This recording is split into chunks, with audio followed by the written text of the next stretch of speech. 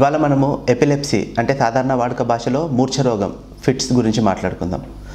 Fits అంటే ఏంటి? Fits అన్నది సాధారణంగా మనం చాలామంది పేషెంట్స్లో గమనిస్తుంటాం. స్పృహ కోల్పోయి చేతులు కాళ్ళు బిగుసుగా పట్టుకోవడం కానీ, లేకపోతే చేతులు కాళ్ళు కొట్టుకోవడం కానీ, నాలుగు కొరుక్కోవటము, అదే సమయంలో మూత్రం పోవటము, మనం పిలిచిన పలకరించిన పరిస్థితిలో ఉంటారనమాట. సాధారణంగా మనం ఇటువంటి పేషెంట్స్ని చూస్తుంటాము. ఎపిలెప్సీ ఇది మాత్రమేనా అంటే ఇది ఒక్కటే కాదు. ఎపిలెప్సీ ఇదే విధంగా కాకుండా ఇంకా చాలా విధాలుగా ఉంటుంది. కొందరు ఏమీ మాట్లాడకుండా అలాగే చూస్తూ ఉండిపోవచ్చు.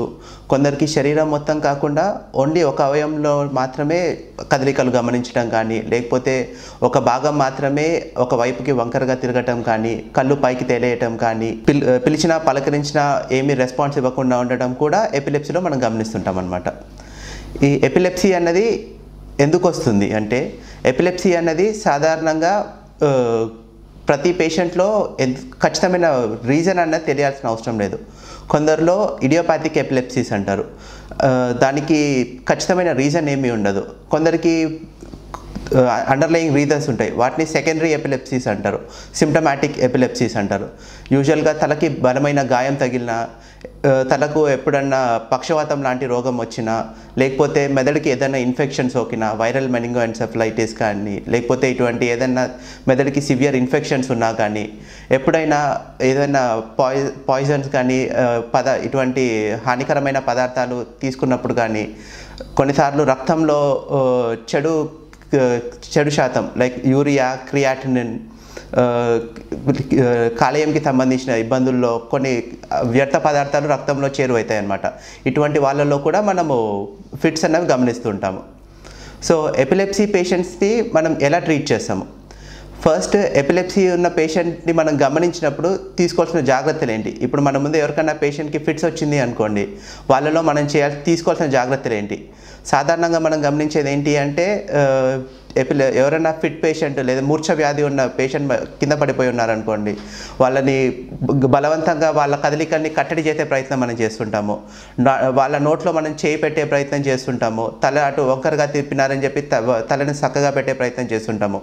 వీటి వల్ల పేషెంట్కి మనం చేసే మేలు కంటే కూడా కీడే ఎక్కువ జరిగే ఆస్కారం ఉందన్నమాట.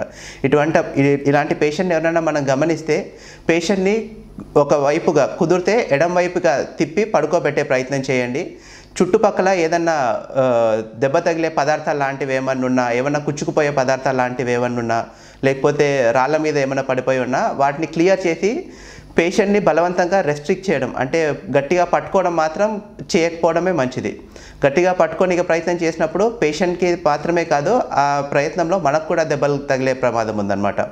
వాళ్ళు నాలుగు కొరుక్కుంటున్నారని చెప్పి మనం తొందరపడి మన చెయ్యి వారి నోట్లో పెట్టామనుకోండి, మన చేతికే దెబ్బలు తగిలే ఆస్కారం ఉంటుంది. పేషెంట్కి దానివల్ల ఎటువంటి ఉపయోగం ఏమీ ఉండదు.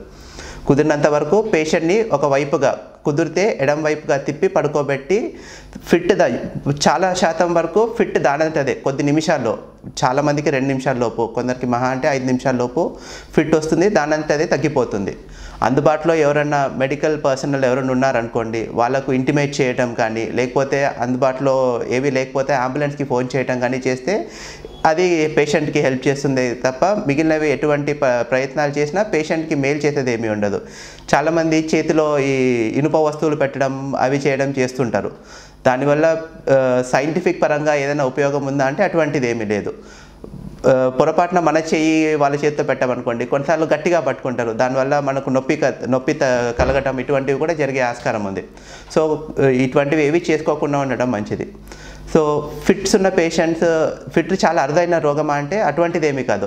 మన భారతదేశంలోనే దగ్గర 10 నుంచి 12 మిలియన్ అంటే కోటికి పైగా జనాభాకి ఫిట్స్ రోగంతో బాధపడుతున్నారు. సో ఫిట్స్ పెద్ద అరుదైన రోగము కాదు, పెద్ద భయపడాల్సిన రోగము కాదు. ఇంకొకటి మనం సాధారణంగా గమనించేది ఏంటి అంటే, ఇలా ఫిట్స్ వస్తున్న సమయంలో పేషెంట్ని మెలకువగా చేయడానికి బలవంతంగా నోట్లో నీరు పోయటం కానీ, లేకపోతే నోట్లో ఏదైనా ఆహారం కుక్కడం కానీ చేస్తుంటాం. దానివల్ల పేషెంట్కి హాని కలగడమే తప్ప ఉపయోగం ఏమీ ఉండదు. ఎందుకంటే పేషెంట్ అప్పుడు పూర్తి స్పృహలో ఉండరు కాబట్టి ఆ నీరు మింగలేని పరిస్థితిలో అది ఊపిరితిత్తులోకి పోయి లేనిపోని ఇబ్బందులు వచ్చే అవకాశమే ఉంటుంది. ఇటువంటిది చేయకపోవడమే మంచిది.